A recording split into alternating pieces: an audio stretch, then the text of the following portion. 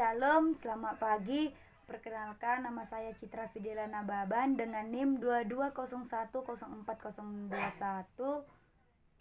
Di sini saya akan menjelaskan sedikit pengertian model manajemen pendidikan.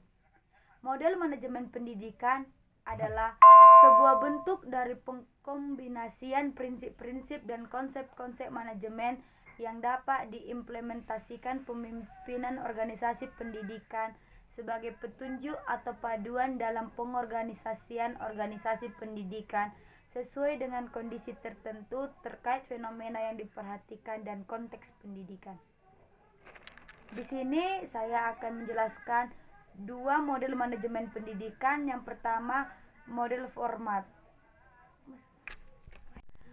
Manajemen pendidikan model formal adalah sebuah bentuk pengoperasian organisasi pendidikan melalui proses manajemen yang menekankan pentingnya aspek struktur, sistem, birokrasi, rasionalitas, dan hierarki.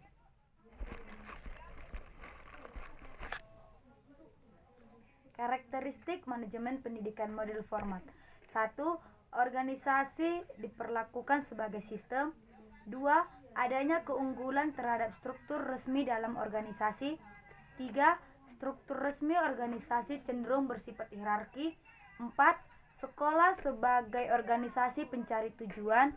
5. Keputusan-keputusan manajemen dibuat melalui sebuah proses yang rasional. 6. Orientasi pemimpin sebagai hasil dari posisi resminya di organisasi. 7. Terdapat penekanan akuntabilitas organisasi kepada lembaga atau badan penduduknya. Kelemahan manajemen pendidikan model formal. 1. Terkesan tidak realitas, menggolongkan sekolah dan perguruan tinggi sebagai organisasi yang berorientasi pada ajaran. 2. Penggambaran pengambilan keputusan sebagai proses rasional penuh dengan kesulitan. 3. Berfokus pada organisasi sebagai entitas dan mengabaikan atau meremehkan kontribusi individu. 4. Adanya asumsi bahwa kekuasaan berada di puncak piramida. 5. Adanya asumsi implisit atau tidak dinyatakan secara langsung bahwa organisasi relatif stabil. Di dalam kelemahan pasti ada keunggulan. Keunggulan manajemen pendidikan model formal diantaranya manajemen pendidikan model formal berkontribusi terhadap pengelolaan sekolah dan perguruan tinggi supaya organisasi pendidikan lebih terarah dan sesuai dengan kebutuhan kemajuan ilmu pengetahuan dan teknologi. Relasi model manajemen formal dengan model kepemimpinan manajerial.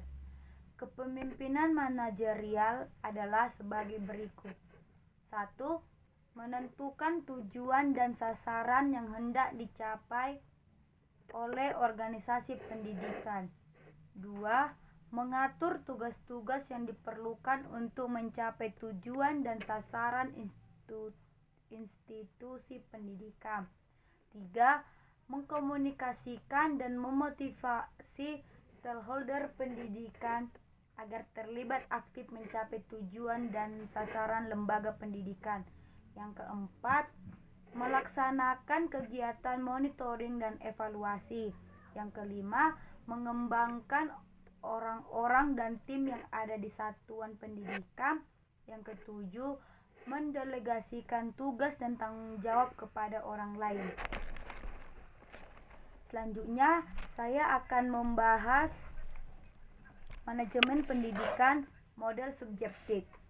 Model subjektif adalah model yang menekan individu-individu di dalam organisasi daripada organisasi secara menyeluruh. Model kepemimpinan pasca modern. Model subjektif juga dapat dikatakan sebagai sebuah penelitian yang dilakukan dengan menggunakan sepenuhnya opini atau pendapat pribadi.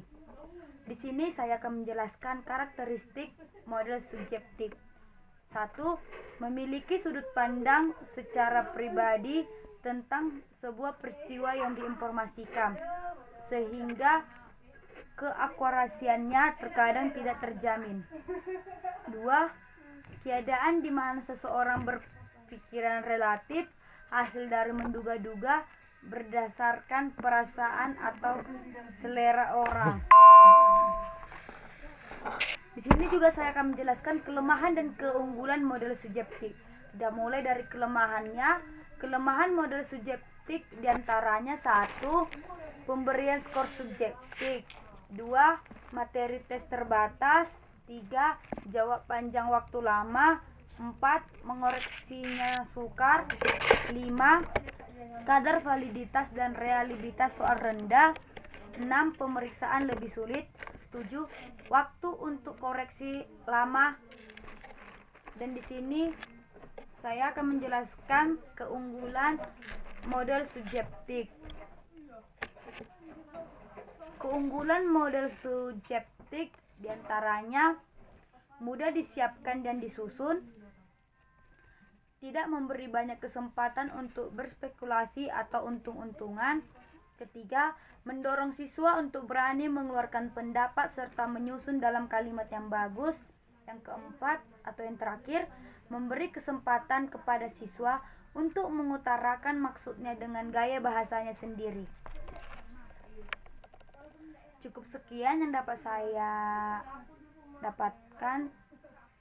Jika ada kata-kata saya yang kurang berkenan, mohon dimaafkan.